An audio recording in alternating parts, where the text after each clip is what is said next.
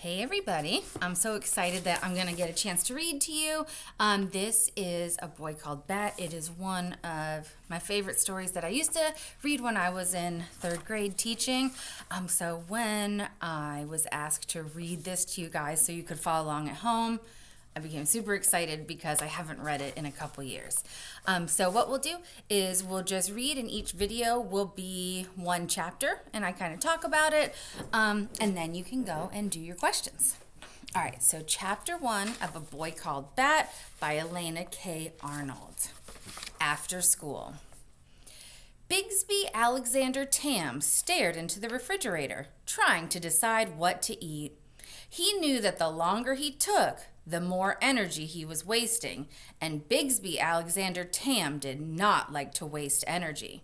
But he also didn't like to eat leftovers, or cheese that had to be sliced, or any of the yogurt flavors in the fridge.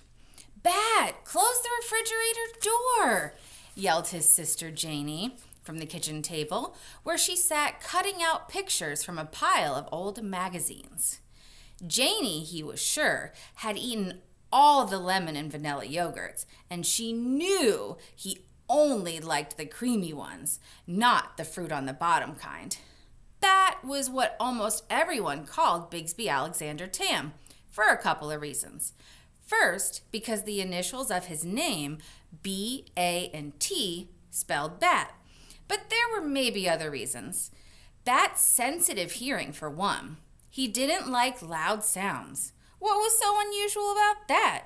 And if Janie's old earmuffs happened to make an outstanding muffling device, was it that funny if he liked to wear them? There was also the way he sometimes flapped his hands when he was nervous or excited or thinking about something interesting. Some of the kids at school seemed to think that it was hilarious. And of course, bats have wings, which they flap. I'm going to pause right here real quick and tell you a little story. I had one of my best friends growing up. Whenever we'd have to rewind videotapes, which you don't have to do, but imagine you have to rewind a movie to watch it all the way again. And when she would wait for it, she'd do this. And this is what I'm thinking Bat was doing too.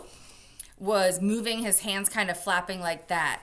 And she has some sensory issues too, and sensory issues are things where either sounds are too loud or textures in your mouth don't feel right or something doesn't feel good, and it makes you so uncomfortable that you have to think of ways to be okay with it, and it's not just like, ew, that's gross. It's something that really, really bothers you inside.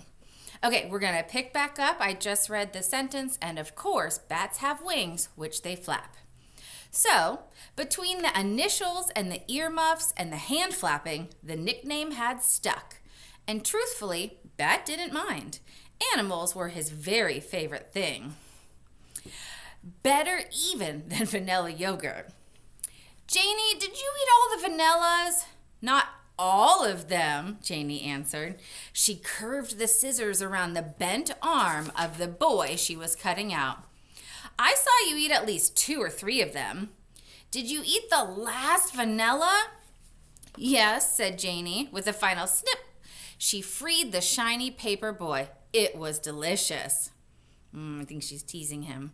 Of course it was delicious. All the vanillas were delicious.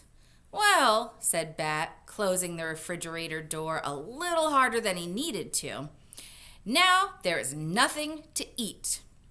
"I wouldn't say there's nothing to eat," teased Janie. She knew she wasn't supposed to tease him. "Well, I would," said Bat. "Nothing I want to eat." "Then you must not be very hungry." On Tuesdays and Thursdays, after Mom drove Bat home from school, she had to go back to work for a couple more hours. It was Janie's job to watch Bat. Thursdays were the hardest, and today was a Thursday. "Make me a snack," Bat demanded. "Make me a snack what?" "Make me a snack now." "No," said Janie. "Make me a snack, please." "I don't have to say please," said Bat. "Making me an after-school snack is part of your job. You don't have to say please to get someone to do their job.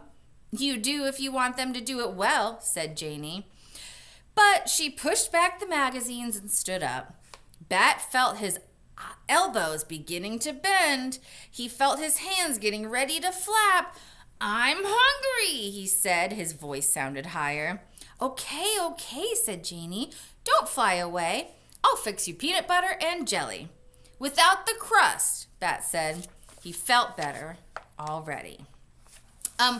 We're going to get ready to read chapter 2 in the next video, but one thing I wanted you to notice in here is there's a whole bunch of words that are italicized, and italicized means the words are put on a slant. And when an author chooses to do that, they want you to put a big oomph, a big emphasis on those words. So you'll notice that as you're following along with me, anytime there is that italicized or slanted word, I put a little bit of extra emotion into it.